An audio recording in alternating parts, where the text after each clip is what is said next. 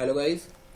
Guys, अगर आप अपनी वेबसाइट पे ऑन पेज एसईओ पर ज़्यादा फोकस नहीं करते हो और आप ये सोच रहे हो कि हम केवल और केवल कुछ बैकलिंक बनाएंगे और अपने आर्टिकल को रैंक करा देंगे, तो गाइस मैं आपको एक बात बता दूं कि गूगल अपने हर अपडेट में ये बोलता है कि अगर आप कंटेंट पे ज़्यादा फोकस करोगे तो हम आपके आर्टिकल को बिना बैकलिंक के ही रैंक कर देंगे। और इस बात में बहुत ही ज़्यादा रियलिटी है कि अगर आप कंटेंट पे फोकस करते हो तो आप अपने कॉम्पिटिटर को बिना बैकलिंक के बीट कर सकते हो। ओके, तो जो न्यू ब्लॉगर्स हैं जिन्होंने अभी अभी ब्लॉगिंग ज्वाइन की है, वो अगर अपने माइंड में ये सोच रहे हैं कि बस मुझे कुछ आर्टिकल पब्लिश करना है, उसके बाद बैकलिंक पे ध्यान रख मतलब करना है, तो उनको मैं एक बात बता दूं, वो जल्दीबाजी में पहली बात तो अपनी वेबसाइट पे सारे स्पैम बैकलिंक बना लेंगे और उस स्पैम बैकलिंक से होगा क्या, वो अपनी वेबसाइट की पूरी अथॉरिटी और रैंकिंग सब डाउन करवा देंगे। आपको अगर ये वीडियो नहीं मैंने मतलब सॉरी आपने अगर ये वीडियो नहीं देखा स्पैम स्कोर वाला, तो इसे जरूर देखना। मैंने इसमें ये पूरी चीजें बताई हैं कि कैसे आप लोग बैकलिंक के चक्कर में अपनी वेबसाइट की स्पैम स्कोर को इंक्रीज कर लेते हो। ओके, तो ये सबसे पहला पॉइंट है, आप लोग बैकलिंक के चक्कर में स्पैम स्कोर अपना इंक्रीज कर लोगे। और दूसरी चीज मैं ये बता दूं कि अगर आप जितना फोकस बैकलिंक पे करते हो उसका 10% अगर अपने आर्टिकल पे कर दो, तो आप अपने आर्टिकल को बिना बैकलिंक के गूगल पे रैंक करा सकते हो। आप ये मेरा आर्टिकल देख रहे हो, ठीक है, ये मेरा एक आर्टिकल है जिसपे मैंने ऑन पेज एसईओ पे फोकस किया और इतना बेस्ट इसका ऑन पेज एसईओ किया कि आज की डेट में ये जो आर्टिकल है बिना बैकलिंक के अपने टारगेटेड कीवर्ड पे सेकंड पेज पे रैंक कर रहा है। और आने वाले समय में अगर मैं इस पे कुछ बैकलिंक बना दूं या फिर मैं इसका कुछ सोशल शेयरिंग कर दूं कुछ बड़ी बड़ी साइट्स पे, ओके, तो ये ऑटोमेटिकली फर्स्ट पेज पे आ जाएगा। आप देख सकते हो इसका जो टारगेटिंग कीवर्ड है वो 14 नंबर पे रैंक कर रहा है, मींस गूगल के सेकंड पेज पे है। ट्रैफिक, कीवर्ड डिफिकल्टी, सीपीसी सब कुछ बेस्ट है। ओके, तो ये बेनिफिट होता है ऑन पेज एसईओ का। आप लोगों को ध्यान रखना चाहिए इस बात का कि लोग ब्लॉगिंग इंडस्ट्री में कंटेंट इज किंग बोलते हैं। उसका मतलब ही यही है कि अगर आप अपने कंटेंट पे ध्यान दे रहे हो तो आप अपनी वेबसाइट को बहुत ही जल्दी ग्रो करा सकते हो। ओके, बट लेकिन बहुत लोगों को नहीं मालूम कि ऑन पेज एसईओ क्या होता है, हमें क्या क्या चीजें ध्यान में रखनी है ऑन पेज एसईओ में। तो ये पूरा वीडियो देखो, इसमें पूरा डिटेल में बताऊंगा कि ऑन पेज एसईओ में क्या क्या चीजें आपको ध्यान में रखनी है, जिससे आप मेरी तरह अपने आर्टिकल को रैंक करा सकते हो और अपनी वेबसाइट का ट्रैफिक भी बूस्ट करवा सकते हो।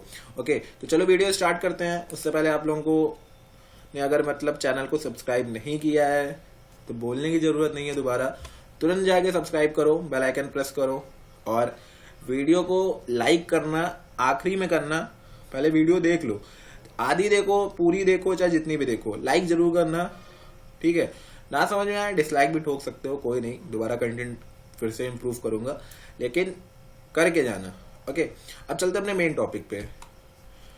तो अभी रिसेंटली मैंने ये आर्टिकल लिखा था, ठीक है, इस पे मैंने वो सभी चीजें मतलब जितनी भी वैल्यू होंगी इस कीवर्ड से रिलेटेड, जितनी भी इंफॉर्मेशन है और भी जो ऐसी चीजें हैं जो गूगल पे लोग सर्च कर सकते हैं, वो सभी चीजें मैंने ऐड कर दी। आप देख सकते हो एक आर्टिकल में इसमें इतना पॉइंट नहीं था, लेकिन मैंने इसमें क्या किया कि काफी चीजें सर्च की, मैंने फाइंड किया।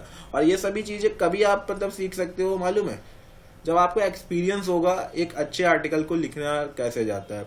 ओके, तो ये सब चीजें आप दूसरों को देखकर सीख सकते हो, या फिर आप अगर काफी टाइम से ब्लॉगिंग कर रहे हो तो आपको मालूम होगा कि अगर आप अपने आर्टिकल में काफी हाई वैल्यू ऐड करते हो, ठीक है, और उसके बाद उसका ऑन पेज एसईओ करते हो, तो गूगल आपके आर्टिकल को ऐसे ही रैंक कर देगा, क्योंकि अब गूगल बैकलिंक से ज्यादा कंटेंट पे ध्यान देता है। ओके, और कुछ लोग ऐसे भी होते हैं जो कंटेंट तो फाइंड कर लेते हैं लेकिन वो ऑन पेज एसईओ पे ज्यादा फोकस नहीं कर पाते हैं। तो देखो, ऑन पेज एसईओ मतलब क्या होता है कि आप कंटेंट का प्रेजेंटेशन कैसा कर रहे हो, ठीक है, जैसे ये कंटेंट है इसका प्रेजेंटेशन कैसे कर रहे हो, क्योंकि इस कंटेंट में आपको ऑन पेज एसईओ में जितनी भी चीजें आती हैं जैसे keyword, title, description, tags, okay, image, link building, जो लिंक का अटैचमेंट होता है, इंटरनल एक्सटर्नल, ओके, और जो इमेज का एड बूट होता है, ठीक है, कीवर्ड स्टफिंग होती है, तो ये सभी चीजें इसमें ध्यान रखी जाती हैं। तो इन सभी चीजों को आप सबसे पहले तो योस्ट का जो प्लगइन है एसईओ वाला, इससे सही कर सकते हो। इसमें आपको दो फीचर, जैसे एक एसईओ एक रीडेबिलिटी का मिलता है। तो रीडेबिलिटी में आपको ये बताया जाता है कि आप जो कंटेंट लिखे हो वो कंटेंट कैसा है, उसे कैसे लोग रीड कर सकते हैं, मतलब उसकी क्वालिटी कैसी है, वो इजी टू रीड है कि नहीं है, जो कंटेंट आप लिख रहे हो, ठीक है, जो आपने पब्लिश किया है उसे कोई पढ़ भी सकता है कि खाली आपने बस ऐसे ही लिख दिया, ठीक है। तो उसमें गूगल प्रोनाउंसिएशन और भी प्लेगरिज्म वगैरह कई चीजें, ट्रांजैक्शन वर्ड, ये सभी चीजें देखता है। ये सभी चीजें आपको यहाँ पर नीचे आओगे, ठीक है, रीडेबिलिटी में दिख जाएगा। जैसे यहाँ पर देखो फ्लेचिंग वर्ड हो गया, पैसिव वॉइस हो गया, ठीक है, सब हेडिंग डिस्ट्रीब्यूशन हो गया, पैराग्राफ की लेंथ हो गई, सेंटेंस लेंथ हो गई, ठीक है, ट्रांसलेशन वर्ड, तो ये सभी चीजें गूगल देखता है रीडेबिलिटी में। तो इससे आप इंप्रूव कर सकते हो एक टूल की हेल्प से। सबसे पहले आप कंटेंट लिखो, और दूसरा एक टूल है जो वो मैंने अपने उस दिन जो वीडियो थी मेरी, ठीक है, बेस्ट एसईओ टूल की, उसमें मैंने बताया था इस टूल के बारे में, हैमिंग पेज एडिटर, ठीक है। बहुत लोगों को इसके बारे में नहीं मालूम है, तो इसलिए मैं बता रहा हूं कि आप लोग कंटेंट लिखने के बाद एक बार इस टूल पे आओ, यहां पर आकर पहले अपने कंटेंट को इंप्रूव करो। यहां पर आप देख सकते हो एडवर्ब, पैसिव वॉइस, फ्रेजेस और जो सेंटेंस की लेंथ है, जो हार्ड टू रीड है, इन सभी चीजों को यहाँ पर आप इंप्रूव कर सकते हो। अपने ग्रेड को जितना कम कर सकते हो उतना कम करो, ओके। उसके बाद क्या करो, इस कंटेंट को ले जाके डायरेक्टली यहाँ पर पब्लिश कर दो। पब्लिश नहीं करना है, पहले तो यहाँ पर कॉपी करो। कॉपी करने के बाद पहले रीडेबिलिटी आपकी ऑटोमेटिकली अगर आप यहाँ पर इंप्रूव कर दोगे और ग्रामरली से चेक करके सारी ग्रामरली मिस्टेक को हटाकर यहाँ पर जब पेस्ट करोगे तो रीडेबिलिटी आपकी ऑटोमेटिकली ग्रीन या फिर ऑरेंज पे आ जाएगी, रेड तो नहीं रहेगी अगर आपने सही और इजी वर्ड लिखे होंगे, ओके। दूसरी चीज आती है एसईओ। एसईओ में क्या करना होता है, सबसे पहले तो आप अपने उस कीवर्ड को सेलेक्ट करो जो कीवर्ड पे आप रैंक कराना चाहते हो, ओके। तो मैं कुछ इंपॉर्टेंट पॉइंट बता देता हूं कि ऑन पेज एसईओ में क्या क्या चीजें इंपॉर्टेंट होती हैं। आप ऐसे समझो, जैसे मान लो ये आपका आर्टिकल है, तो इस आर्टिकल में सबसे इंपॉर्टेंट कुछ पॉइंट्स हैं, ठीक है।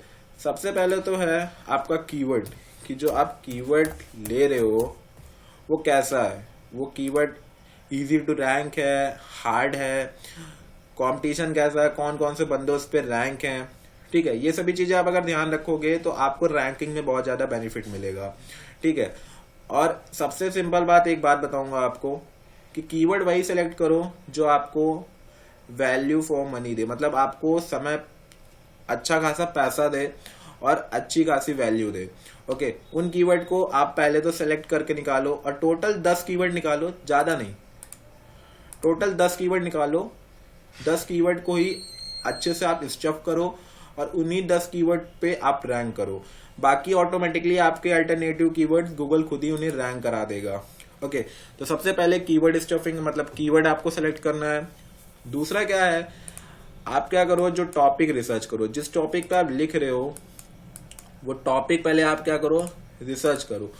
मीन्स आप जो टॉपिक लाओ वो ऐसा यूनिक होना चाहिए कि वो किसी अदर वेबसाइट्स पे ना हो, या फिर उनके पास हो तो आप उनसे बेस्ट लिखो, ठीक है। ये चीज आपको यूनिक बनाएगा। मैंने अपने आर्टिकल में यही वैल्यू ऐड करी थी, मैंने अपनी आर्टिकल में सिर्फ और सिर्फ वही टॉपिक ऐड किए जो दूसरी वेबसाइट पे नहीं था या फिर उनके पास था, तो उनसे हाई, मतलब उनसे अच्छा टॉपिक मैं लेकर आया, ओके।